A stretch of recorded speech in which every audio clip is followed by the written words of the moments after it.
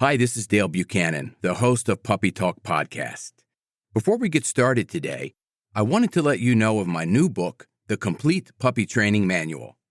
It's available on Amazon in 4 formats: Kindle ebook, paperback, hardcover, and audiobook. You can find it on Amazon right now. It's called The Complete Puppy Training Manual, and I will put a link in the show notes of this episode. I'm Dale Buchanan, and this is Puppy Talk, the podcast that offers advice on how to raise a healthy, happy, and obedient puppy. This podcast is sponsored by Top Gun Dog Training.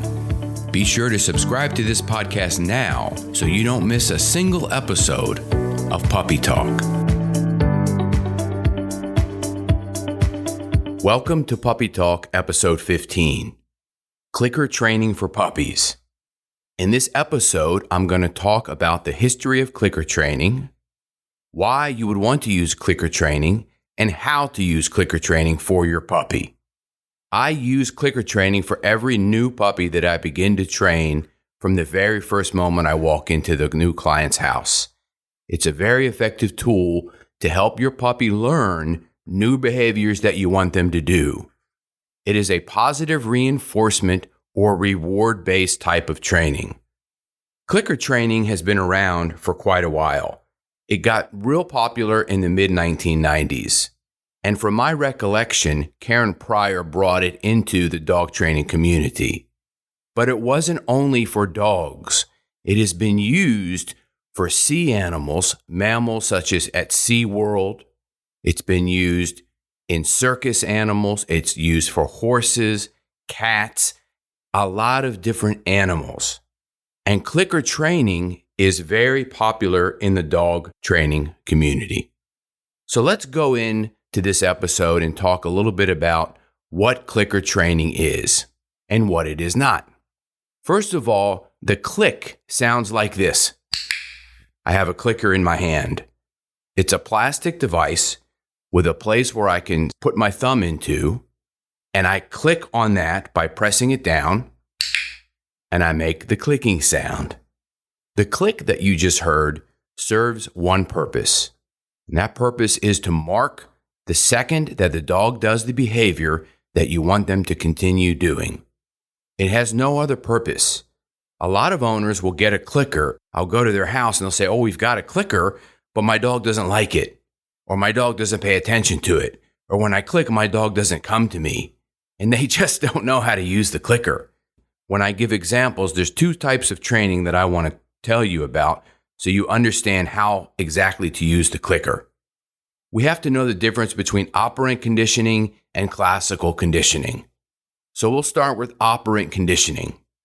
Operant conditioning involves the puppy having a consequence for the behavior that you want them to do. The consequence is generally going to be a food reward. So here's an example of getting a dog to sit. We go up to the dog, we say, "Sit."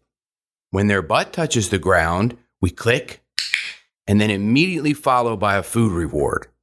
So with operant conditioning and clicker training, there's 4 steps.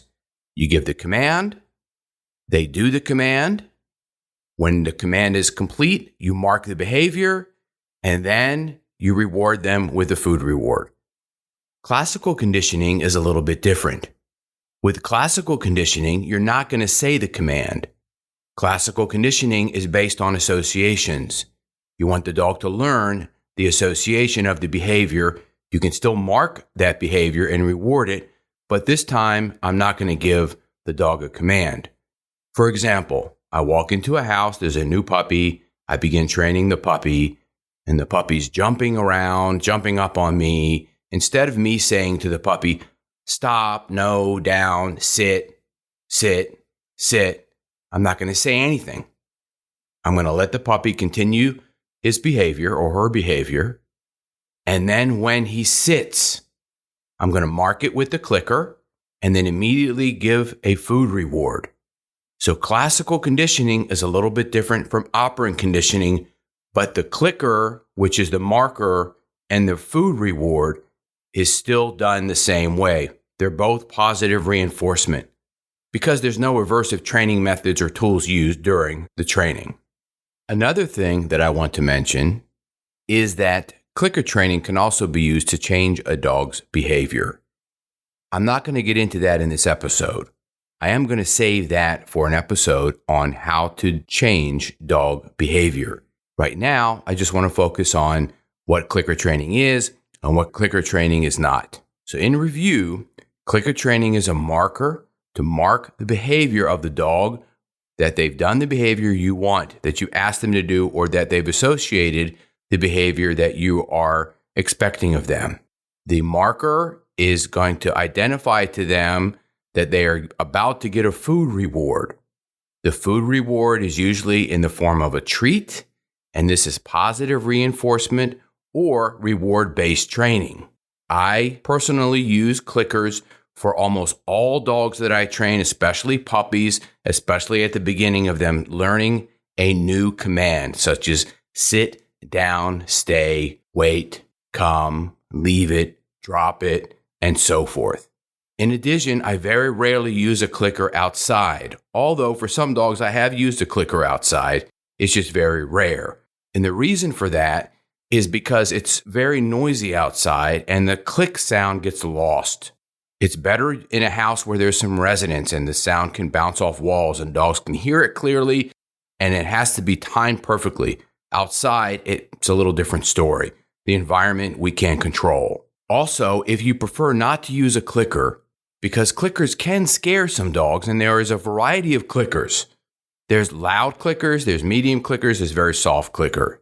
But some dogs are afraid of clickers, and some owners just don't understand the concept.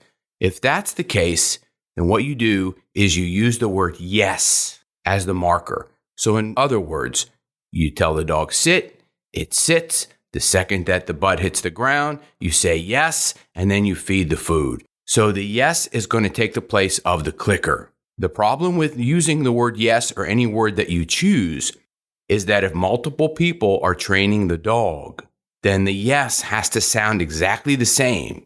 My yes will sound different from your yes and from your child's yes and your husband or wife's yes and whoever else is working with the dog.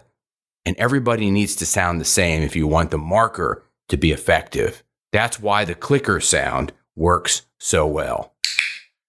I hope this information was helpful. If it was, please visit our website at puppytalkpodcast.com. Be sure to leave us a 5-star review and a note on Apple and iTunes. And please, if you find this very, very helpful, leave a donation on puppytalkpodcast.com. This is Dale Buchanan, host of Puppy Talk Podcast. I have an announcement of a new book that I just published called Potty Training Your Puppy. It's available on Amazon in Kindle and paperback, soon to be available on audiobook. You can find out all the details of this book using the link in the show notes. It's called Potty Training Your Puppy. It's a comprehensive book with a simple and effective way to help potty train your puppy, and it really works. Check out the link in the show notes.